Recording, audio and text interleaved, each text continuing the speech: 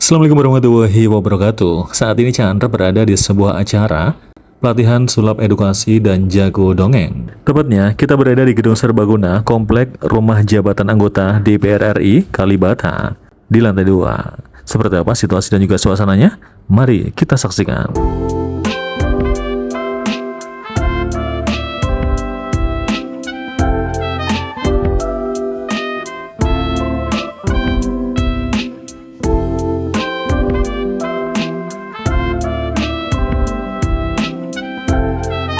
Saya bilang ini semuanya benar, tapi akan lepas lagi ditambah dan di akhirnya ditambah cinta negeri sampai mati. Cinta negeri ini kita Indonesia. Karena Rasulullah yang mengajarkan juga untuk cinta Makkah, cinta Madinah, cinta negeri di mana kita. Saya kembali pada sejarah Maulid tadi. Jadi dengan kemudian dibuatnya Maulid, umat bangkit, umat yakin bahwa diri mereka ini adalah tidak layak untuk menjadi dijajah, tidak layak untuk menjadi sekedar pelengkap penderita, tidak layak untuk kemudian dikerjain dulu. Ini umat harus diberikan rahmatil alamin. Dan waktu itu yang menjajah Palestina, menjajah Al-Quds adalah Ibu Raja, namanya Raja Richard. Raja Richard ini sangat bengis, sehingga julukannya adalah Richard si hati singa, Richard Lion. Waktu itu perangnya 1 lawan 1, perang tanding. Gak kayak sekarang pakai apa namanya, pakai peluru kendali, serangan dari udara, drone, atau pakai misil gitu. Perang tanding 1 lawan 1. Tandinglah peranglah antara Raja Richard Lionheart melawan Sultan Sulaimul Ayyubi. Terjadi perang tanding yang sangat keras, dan kemudian pedangnya Sultan Sulaimul Ayyubi bisa mengenai tubuh daripada Richard Lionheart, dan dia terbanting di bawah tanah atau ke atas tanah, dan kemudian bisa pasrah. Dia tinggal diayunkan pedang dari Sultan Sulaimul Ayyubi, Islam Richard Lionheart, dan dia sudah pasrah karena kan begitu kan orang yang disebut sebagai si hati singa, dia tidak akan memberi kesempatan kedua. Dia kaget, benar Sultan Sulaimul Ayyubi kemudian lompat dari kudanya, tapi tidak untuk membunuh Richard Lionheart, tapi justru untuk memamahnya bangkit. Dia bilang, Raja, Anda terluka sekarang, silahkan kembali ke tendanya, obati luka Anda. Kalau Anda sudah sembuh dan Anda ingin perang lagi, saya siap lagi. Kalau dipapalah Richard Lionheart ke tendanya, dan kemudian diobati. Sore hari dia kaget, karena dia mendengar dari laporan dari kata-katanya bahwa Sultan Sulaimul Ayyubi sekarang dalam perjalanan menuju ke tendanya Richard Lionheart. Dia pasangkan, luka belum sembuh, dia belum bisa ngapa-ngapain gitu. Ini Sultan Sulaimul Ayyubi sedang datang lagi. Gak akan mungkin diberi kesempatan kedua, kesempatan pertama saja gak mungkin. Itulah yang selalu dilakukan oleh si hati singa, Richard Lionheart. Dalam kondisi dia masih membayang-bayangkan semacam itu, tiba-tiba dia mendengarkan teriakan yang sangat keras. Raja sampai ke depan tendanya, dia mengatakan, Raja, jangan takut, saya tidak datang untuk membunuh Anda, saya tahu Anda masih sakit. Raja, saya membawakan untuk Anda dokter terbaik supaya mengobati Anda, dan kalau Anda sudah sembuh, Anda ingin perang, kita perang lagi. Waktu itu bahwa instrumennya ilmu kedokteran di kalangan dunia Islam itu jauh lebih maju daripada yang di kalangan Barat. Bahkan sesungguhnya yang disebut si bapaknya dokter modern kita adalah orang Islam. Itulah Ibnu Sina. Kemarin waktu COVID-19 ada yang isolasi mandiri, ya. Itu beliau yang menemukan pertama kali sistem isolasi mandiri. Itu beliau juga Rasulullah SAW. Jadi saya kembali. Kedokteran Barat belum kenal yang namanya pengobatan melalui anestesi. Jadi dibius dulu, belum kenal. Pengobatan melalui bedah luka, belum kenal mereka. Tapi dokter Muslim sudah terbiasa di anestesi, dibius, dan kemudian dijahit, diobati, dan kemudian dijahit.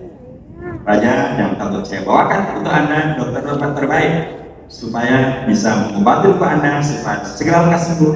Dan bila setelah ini Anda ingin bertempur, kita siap bertempur. Diobati Raja Richard Lionheart. Besok pagi hari si raja ini mengumpulkan seluruh pasukannya, pasukanku. Sekarang juga kita tidak berperang. Sekarang juga kita kembali balik ke Eropa. Kita salah sangka. Kita kira orang-orang Islam adalah para barbar, teroris, radikalis, tidak beragama, sehingga akan membahayakan keberadaan daripada Yerusalem, keberadaan daripada Bethlehem, tempat Yesus dilahirkan, tempat Isa dilahirkan. Ternyata mereka justru lebih beradab dari kita semuanya, lebih maju dari kita semuanya. Jadi kawasan Yerusalem, Bethlehem semuanya aman. Sekarang juga kita kembali ke itu dan berbondong-bondong sampai kemudian. Ini kisah yang layak didengar pribadi. Tapi dan ternyata berkah daripada Maulid gaya Sultan Sulaiman Ayyubi ini dahsyat. Kita di sini ya, Maulid ada berkatnya ya. Tidak sih habis makan sore hari atau malam hari, atau malah habis di tempat gitu ya. Sultan Sulaiman Ayyubi berkat daripada Maulidnya itu dahsyat, bukan hanya membebaskan Masjidil Aqsa yang sekarang sangat berbahaya di bawah penguasaan Israel, bukan hanya membebaskan Al-Qudus dan Palestina yang sekarang kejahatan semakin luar biasa. Bahkan bukan hanya membebaskan berkat Maulid daripada Sultan Sulaiman Ayyubi, orang-orang ini pasukan-pasukan kembali ke Eropa. Dan ketika kembali ke Eropa, apa yang terjadi di semuanya? Eropa berubah. Dulu Eropa disebut sebagai kawasan yang berada di abad kegelapan, Dark Age. Berubah menjadi Old menjadi Renaissance, abad pencerahan. Karena mereka mendapatkan itu fakta tentang peradaban ini. Dan itu mereka nikmati sampai sekarang. Luar biasa. Jadi orang non-Muslim bisa mengambil berkatnya Maulid, begitu dahsyat.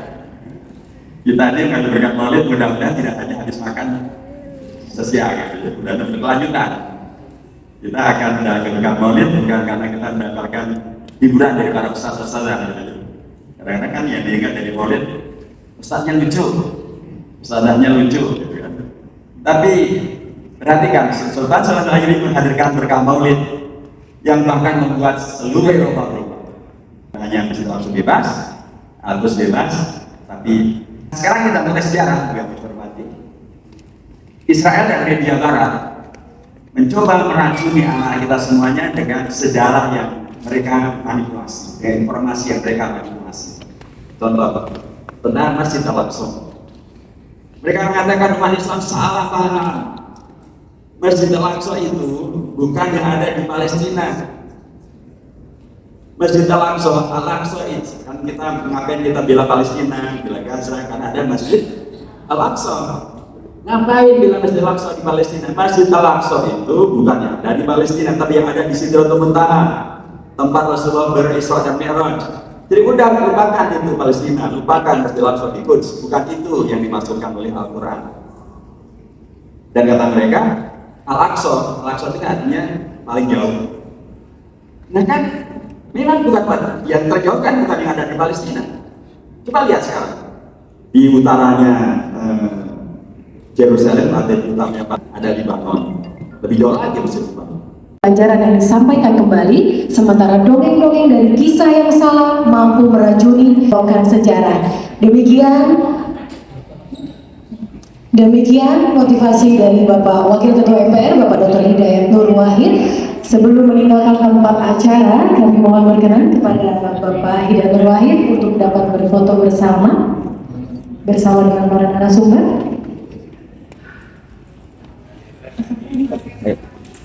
Untuk Kak Hendra dan Kak Adi Pamungkas. Iya, Ibu Koya. Iya, baik, silakan. Silakan.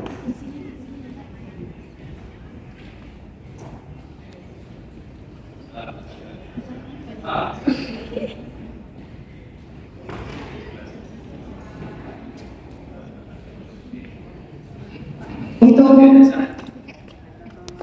3, 2, 1. Sekali lagi 3, 2, 1.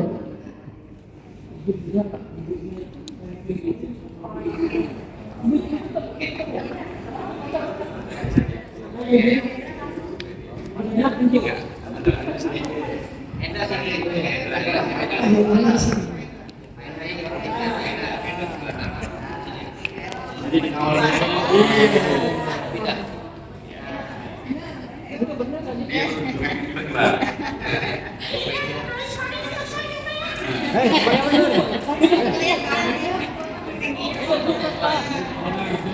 Baik, kami ulangi 3, 2, 1. Kesempatan selanjutnya kami mohon kepada peserta untuk maju ke depan. Saya tepuk pundaknya, yang saya tepuk pundaknya, buka matanya. Oke, buka, baca. Lekuk apa? Kedekatan. Lekuk apa? Belum. Blukno. Oke, blukno. Blukno. Baca. Blukno. Blukno. Saya nggak baca mantra loh. Bingung. Blukno. Blukno. Oke. Assalamualaikum. Rumah ustadznya panjang dan miara kambing. Itu dia masuk, ada 2 santri, dia teriak.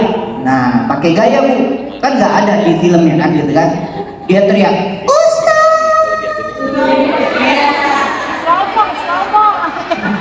slow motion. Lu geli banget lu. Bye-bye lu kencing di sana. Bu, dia slow motion gitu kan, anak-anak gitu kan, yang dituju ustadznya dengar satu suara teriakannya. Ya Allah, Ustaz rumahnya gede banget. Dia teriak lagi, ustadznya habis cuci tangan mempanin kambing, udah masuk tuh badannya setengah.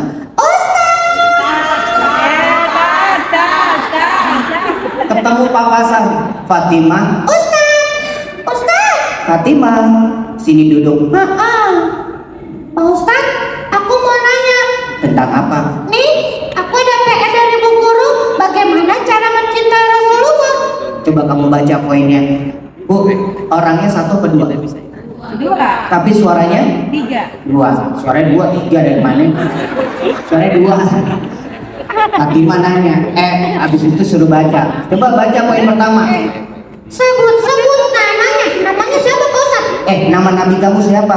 Muhammad. Oh iya, kamu sebut. Muhammad. Bukan begitu. Caranya dengan bersolat.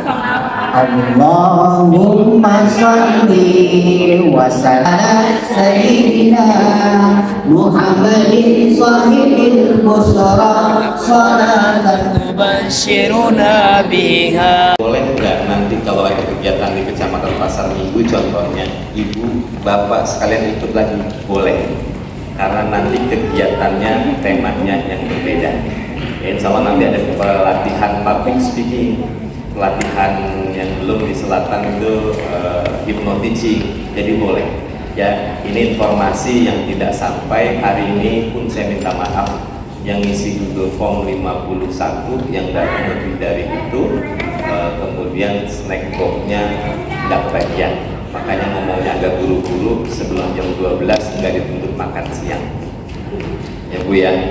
Jadi hari ini mohon maaf kami tidak bisa memberikan sesuatu yang maksimal, namun mohon doa dan dukungannya bahwa kita bergerak untuk kita semua, kita tingkatkan kompetensi kita.